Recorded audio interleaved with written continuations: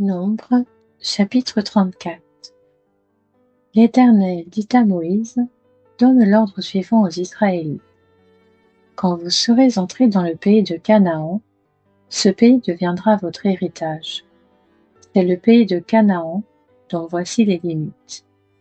Le côté sud commencera au désert de Tsin près d'Édom. Ainsi, votre frontière sud partira de l'extrémité de la mer Morte à l'est.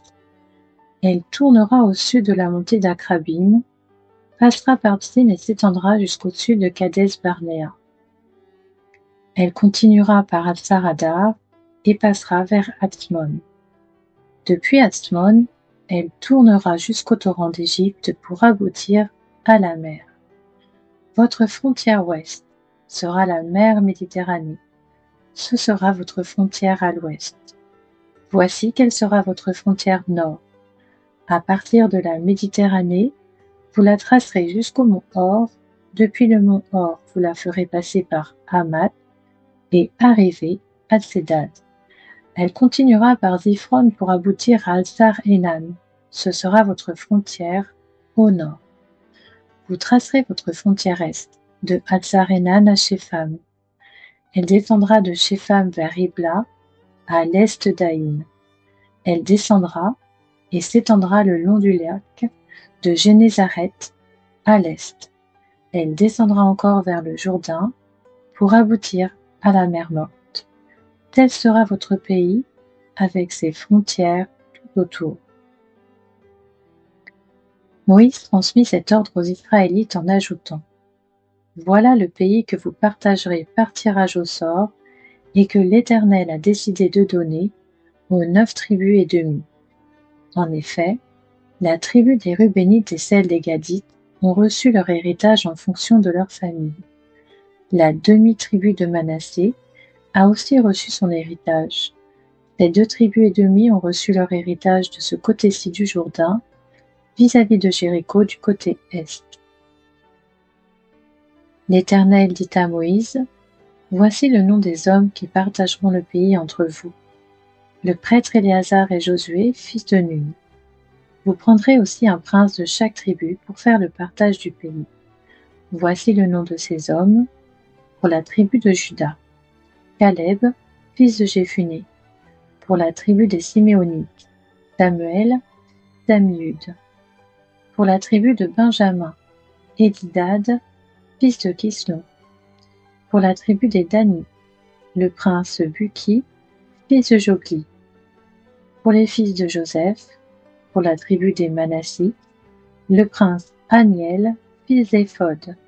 Et pour la tribu des Éphraïmites, le prince Kemuel, fils de Shiftan. Pour la tribu des Zabulonites, le prince Élisaphan, fils de Parnak. Pour la tribu des Issacharites, le prince Paltiel, fils d'Azan. Pour la tribu des Azérites, le prince Aïud, fils de Shelomi. Pour la tribu des Nephtalites, le prince Pédaël, fils d'Ammiud. Tels sont les hommes à qui l'Éternel ordonna de partager le pays de Canaan entre les Israélites. Nombre, chapitre 35. L'Éternel dit à Moïse dans les plaines de Moab, près du Jourdain, vis-à-vis de Jéricho : Ordonne aux Israélites d'accorder aux Lévites, sur l'héritage qu'eux-mêmes posséderont, des villes où ils puissent habiter. Vous leur donnerez aussi un territoire autour de ces villes. Ils auront les villes pour y habiter, et leurs environs seront pour leur bétail, pour leurs biens et pour tous leurs animaux. Les environs des villes que vous donnerez aux Lévites s'étendront sur 500 mètres, à partir du mur de la ville et tout autour. À l'extérieur de la ville, vous mesurerez 1000 mètres pour le côté est, 1000 mètres pour le côté sud, 1000 mètres pour le côté ouest et 1000 mètres pour le côté nord. La ville sera au milieu de ce carré. Cela formera leur territoire autour des villes. Parmi les villes que vous donnerez aux Lévites, il y aura 6 villes de refuge, où l'auteur d'un homicide pourra s'enfuir, et 42 autres villes. Total des villes que vous donnerez aux Lévites, 48 villes avec leurs environs. les villes que vous donnerez étant prises sur les propriétés des Israélites, ceux qui en ont le plus en donneront plus, et ceux qui en ont moins en donneront moins. Chacun donnera une partie de ces villes aux Lévites, proportionnellement à l'héritage qu'ils posséderont. L'Éternel dit à Moïse, transmet ses instructions aux Israélites. Lorsque vous aurez passé le Jourdain et que vous serez entrés dans le pays de Canaan, vous vous établirez des villes qui vous servent de villes de refuge. L'auteur d'un homicide, celui qui aura tué quelqu'un involontairement, pourra s'y enfuir. Ces villes vous serviront de refuge contre le vengeur du sang, afin que l'auteur de l'homicide ne soit pas mis à mort avant d'avoir comparu devant l'assemblée pour être jugé.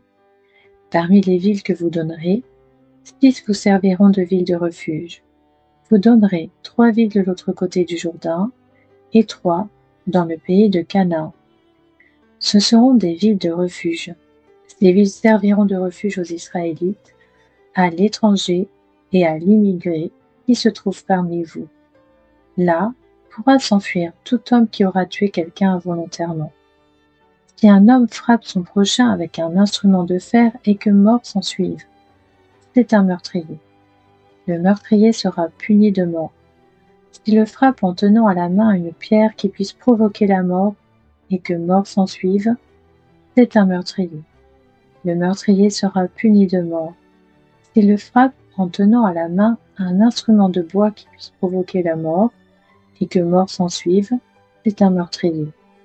Le meurtrier sera puni de mort. Le vengeur du sang fera mourir le meurtrier. Quand il le rencontrera, il le tuera. Si un homme pousse son prochain par haine envers lui, ou jette quelque chose sur lui avec préméditation, et que mort s'ensuive, ou bien s'il le frappe de la main par hostilité envers lui, et que mort s'ensuive, celui qui a frappé sera puni de mort, c'est un meurtrier. Le vengeur du sang tuera le meurtrier quand il le rencontrera. Mais, supposons qu'un homme pousse son prochain par accident, et non par hostilité envers lui, ou bien qu'il jette quelque chose sur lui sans préméditation, ou encore qu'il fasse tomber sur lui sans le voir une pierre qui puisse provoquer la mort, et que mort s'ensuive, alors qu'il n'éprouvait pas de haine contre l'autre, et ne cherchait pas à lui faire du mal.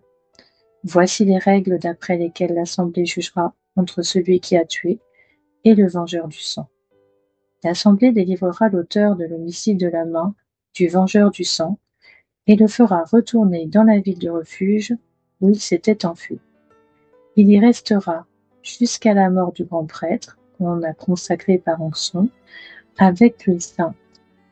Si l'auteur de l'homicide quitte le territoire de la ville de refuge où il s'est enfui, et que le vengeur du sang le rencontre à l'extérieur du territoire de la ville de refuge et le tue, il ne sera pas coupable de meurtre. En effet, l'auteur de l'homicide doit rester dans sa ville de refuge jusqu'à la mort du grand prêtre. Ce n'est qu'après la mort du grand prêtre qu'il pourra retourner dans sa propriété. Voici les prescriptions relatives au droit et valables pour vous au fil des générations où que vous habitiez. Si un homme en tue un autre, c'est sur la déposition de plusieurs témoins qu'on le mettra à mort. Un seul témoin ne suffira pas pour faire condamner quelqu'un à mort. Vous n'accepterez pas de rançon en échange de la vie d'un meurtrier qui mérite la mort. Il sera puni de mort. Vous n'accepterez pas de rançon qui lui permette de s'enfuir dans sa ville de refuge et de retourner habiter ailleurs dans le pays après la mort du prêtre. Vous ne souillerez pas le pays où vous serez. En effet, le sang souille le pays. La seule façon pour le pays d'expier le sang qui y sera versé sera de verser le sang du meurtrier. Vous ne rendrez pas impur le pays où vous allez vous installer et au milieu duquel j'habiterai, car je suis l'Éternel qui habite au milieu des Israélites. Nombre, chapitre 36.